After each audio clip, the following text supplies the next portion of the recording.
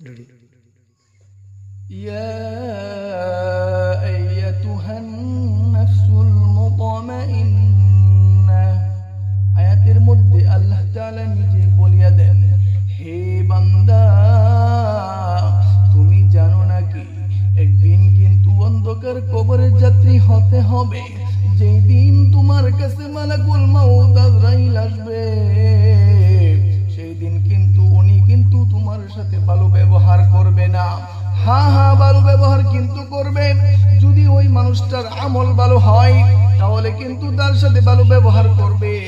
আর যদি আমল ভালো না হয় তাহলে কিন্তু খারাপ ব্যবহার করবে। যদি কোনো মানুষ ঈমান এবং মুত্তাকি মুমিন হয়ে যায় তাহলে তাকে বলবে, ইয়া আইয়াতুহান নাফস মুতমাইন্না, হে প্রশান্ত দিল, হে প্রশান্ত আত্মা, তুমি তোমার মালিকের হুকুমে সুন্দরভাবে আমার কাছে আসো। কিভাবে সেই দিন আজরাইল দাঁড়াইবে জানেন নাকি ভাই? সেই দিন একটা ছোট্ট একটি মাসুম বাচ্চা আপনার সামনে আসবে, আপনাকে সালাম দিবে। আপনাকে সালাম জানানোর পর আপনার সামনে সুন্দর একটি রুমাল রাখবে। সেই রুমালের ভিতরে থাকবে সুন্দর রেশমের গন্ধ, মেশকে আম্বরের গন্ধ থাকবে সেই রেশমের ভিতরে। সেই রুমাল দিয়ে সুন্দর ঘ্রাণ বাইর হইবে। আপনি ঘুমায় যাইবেন, আপনার মাথার মধ্যে হাত রাখার পর আপনি সুন্দরভাবে আল্লাহ তাআলার নামে ঘুমায় যাইবেন। আর যেমন ভাবে ছোট্ট বাচ্চা তার মার স্তন চুষার সাথে সাথে আস্তে আস্তে চক্ষুটি বন্ধ করে দেয়, এইটা হইতেছে মুমিন মানুষের শান। আর যারা নাফরমান মুশরিক হবে, আল্লাহ তাআলার কাছে বেঈমানি করবে, আল্লাহ তাআলার গুণগান গাইবে না, আল্লাহ তাআলার হুকুম আহকাম গুলো মেনে চলবে না, তাদের জন্য হবে বিশাল বড় আযাব।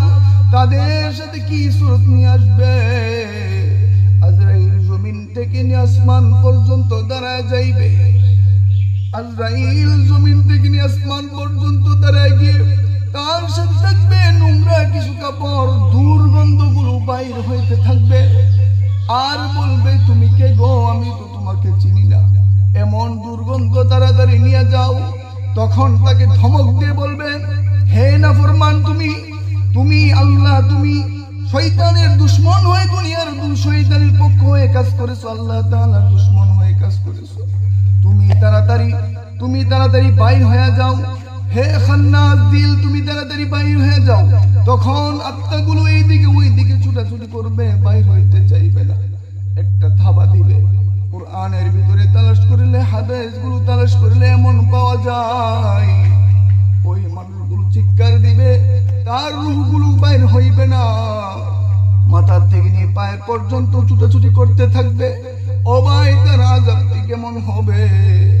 আল্লাহর রাসূলের হাদিস থেকে আমরা পাই, ওই মানুষটা এমন ভাবে তার রূহটা কবজ করবে, ওই রূহটা এমন ভাবে কবজ করবে যেমন ভাবে জলজন্ত একটা ছাগলের কাছ থেকে তার চামড়াগুলি যদি খসিয়ে নেওয়া হয়, জলজন্ত চামড়া থেকে, বকরি থেকে যেইভাবে ওই বকরির চামড়া যদি খসায় নেওয়ার পর যেমন আঘাত সেই পাই, তার চাইতেও বেশি আঘাত পাইবে। আর বলবে আমার সাথে তুমি এমন ব্যবহার করতেছো, আমি কল্পনাতেও ভাবি নাই। আমাকে একটু সময় দিয়ে দাও, আমি আর কোনোদিন আমার মালিকের নাফরমানি করব না।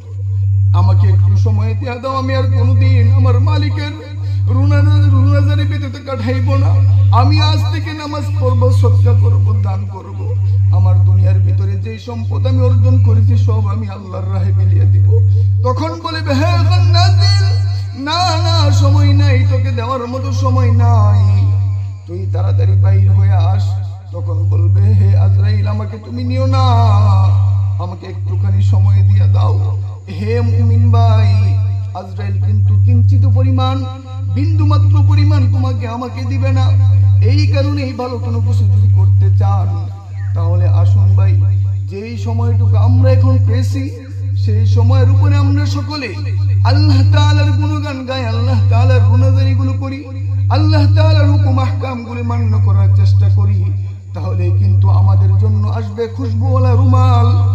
আর যদি আমরা যদি আমার মালিকের গুণগান না গাই, ওনার কৃতজ্ঞ যদি না করি, অকৃতজ্ঞ যদি হই, তাহলে আল্লাহ তাআলা কিন্তু আমাদের জন্য দুনিয়ার বুকে মৃত্যুবরণ করা অবস্থার ভিতরে আযাব রেখেছেন।